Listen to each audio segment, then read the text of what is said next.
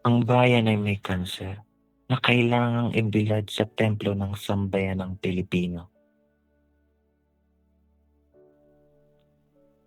At sa hangganang ito, sisikapin kong maikintal lang iyong kalagayan ng buong katapatan na walang itinatanggi. Itataas ko ang lambung na nagtatago sa kalinisan na ipinagpapakasakit ng lahat sa katotohanan, maging ang pag-ibig sa sarili, sapagkat bilang anak, danas kong ako man ay may sarili ring pagkukulang sa aking bayan. Pinagsikapan kong isagawa ang ayaw isagawa ng iba. Sinikap ko sagutin ang mga paghahamak na sa loob ng daang taon ay naitambak sa ating lupang sinilangan. Sa paghahangad ko ng iyong kagalingan din namin at sa paghahanap ng pinakamabuting lunas, itinatambal sa mga baitang ng templo upang ang sinumang manalangin doon ay makapaghahatol ng lunas. Huwag tayong gumawa ng kasalanan kahit na anong mangyari.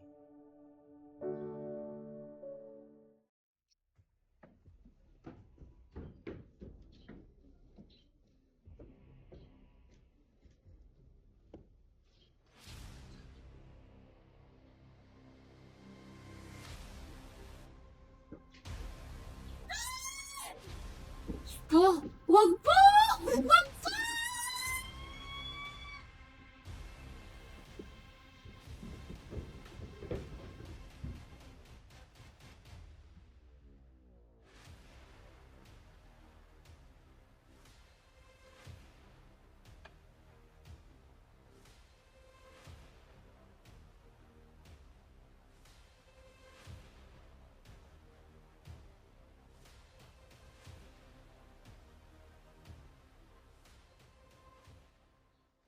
Hinugdan ko ng balat kayo ang mga pagkukunwari na saan nyo ng pananampalataya ay sumapit upang tayo ay pagmalabisan, abusuhin.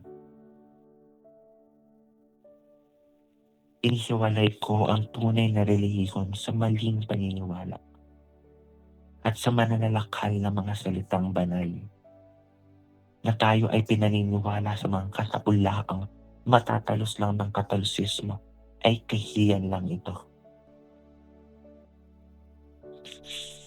Itinaas ko ang tabing upang itambad ang nasa likod ng mapanlinlang na luningning ng salita ng pamahalaan.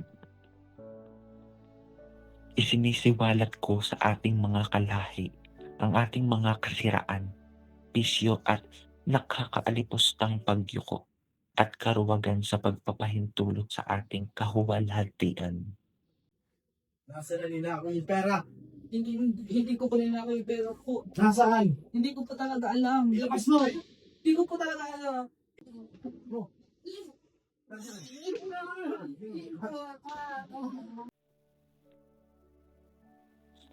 Sa aking nobela, pinilit kong sagutin ang mapanirang puring paratang sa ating mga Pilipino.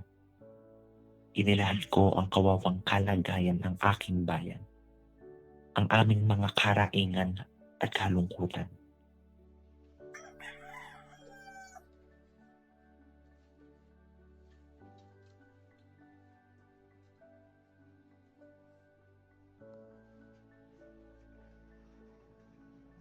Hinihingi lang ni Father Pagwas ang pagpapantay-pantay ng kapari. Hindi naman. Sano? Tama na. Ayoko na maririnig ang pangalan niyo sa mga hila ito. Pero tatang, hindi makatarungan ang ginawa nila. Nana, ano yung hindi makatuwiran? Pero ko sa akin matanda ito. Kumain ka na lang. Sa pumatanda. Eh, wala pa namang uba si Cristiano. Huwag ka ng pilosopo. Kumain ka na dyan.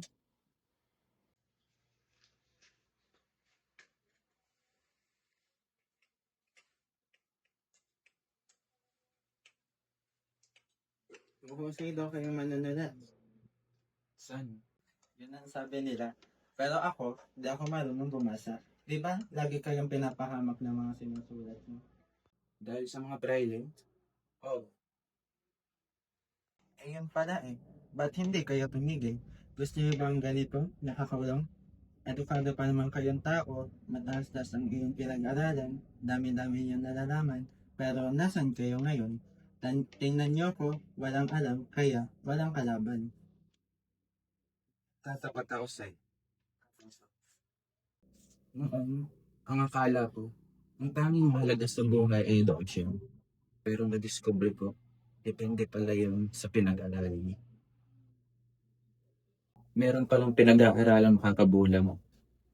Kaya ngayon, alam ko na, hindi sapat ang edukasyon para lang.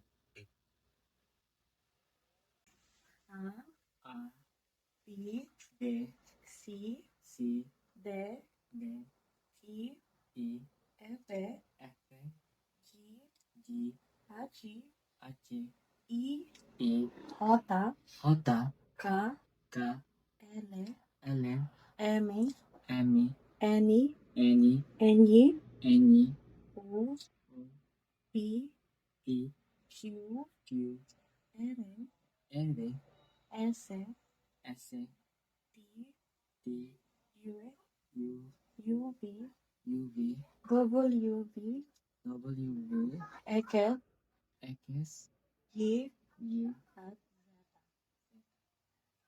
El protagonista El protagonista es una mujer es una mujer están en la luna están en la luna de miel de miel en un hotel de Sevilla en un hotel de Sevilla, alejados de la circulación alejados de la circulación y del ruido.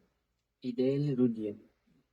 Anak, nais mo bang kwentuhan kita patungkol sa gano-gano? Unang panahon, may isang batang gano-gano na naakit sa liwanag ng apoy. Kasi anong paalala ng kanyang ina na huwag siyang lalapit sa apoy, ay lapit pa rin siya ng lapit. Gustong gusto niya ang liwanag ng apoy, kaya sinuway niya ang dili ng kanyang ina. Lumipad siya ng lumipad, palibot sa apoy. Palapit ng palapit sa apoy, hanggang sa magliyab ang pakpak niya. At tuluyan siyang mamamatay. Pepe, naintindihan mo ba ang kwento patungkol sa gamo-gamo? Dapat ay lumayo siya sa apoy nang hindi niya nabawis ang kanyang buhay.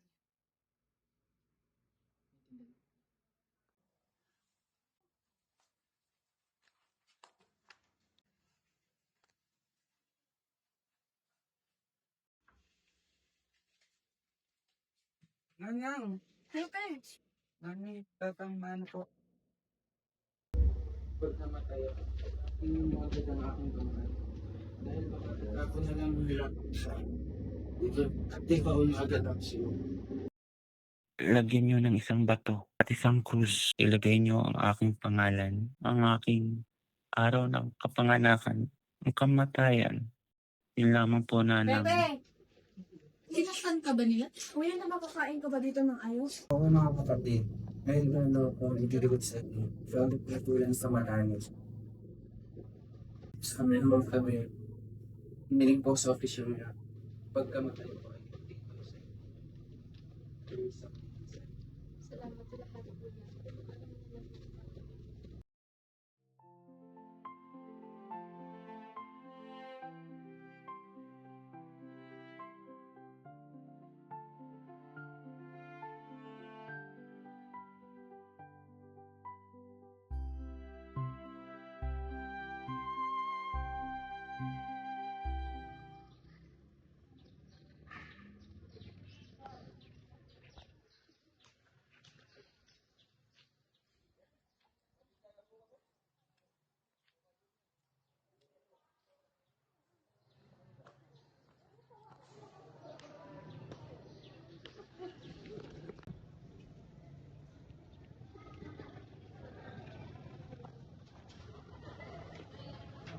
Ang Ateneo, dyan nagpumula ang maliligayang araw.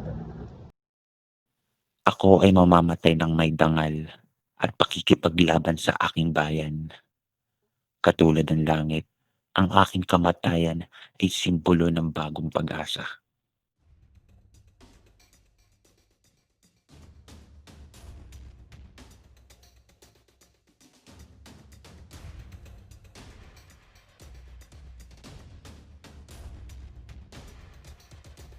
Ready, aim, fire! Simatomas.